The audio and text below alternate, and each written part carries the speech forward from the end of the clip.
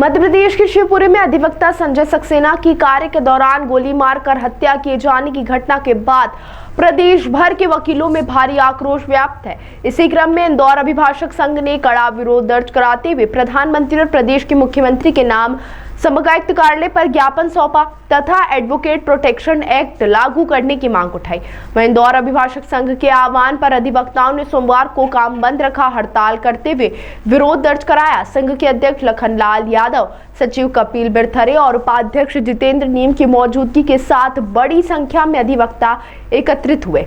अधिवक्ताओं ने नारेबाजी करते हुए समगायुक्त कार्यालय तक पैदल मार्च निकाला और घटना की कड़ी निंदा की। वहीं प्रदर्शन के दौरान वकीलों ने कहा कि अधिवक्ताओं पर बढ़ते हमले न्याय व्यवस्था के लिए गंभीर चिंता का विषय है।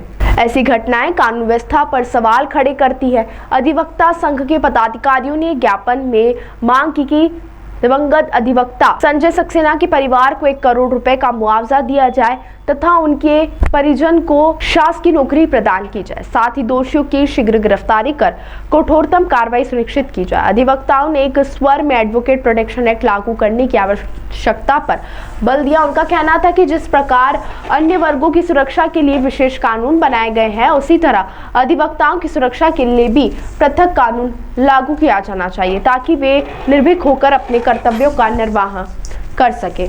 प्रदर्शन के दौरान अधिवक्ताओं ने चेतावनी दी कि यदि उनकी मांगों पर शीघ्र सकारात्मक निर्णय नहीं लिया गया तो प्रदेश व्यापी आंदोलन किया जाएगा।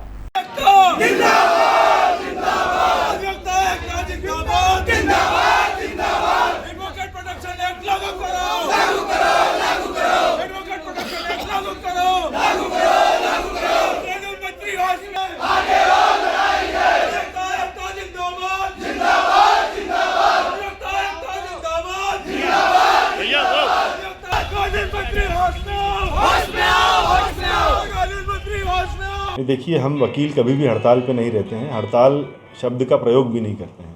हम कार्य से विरत हैं आज। और बड़ी ही दुखद घटना 14 फरवरी को हमारे एक वकील साथी की कोर्ट जाते समय उनकी ड्रेस में हत्या कर दी गई। कुछ कॉन्ट्रैक्ट किलरों ने उनको पैरवी करने से रोकने के उद्देश्य से।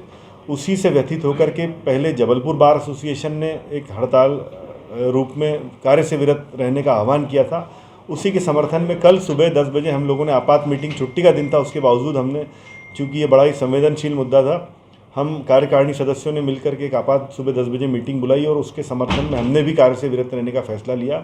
उसके 2-3 घंटे बाद स्टेट बार काउंसिल ने भी एक आपात मीटिंग आयोजित करके पूरे प्रदेश में कार्य से विरत रहने का आह्वान किया।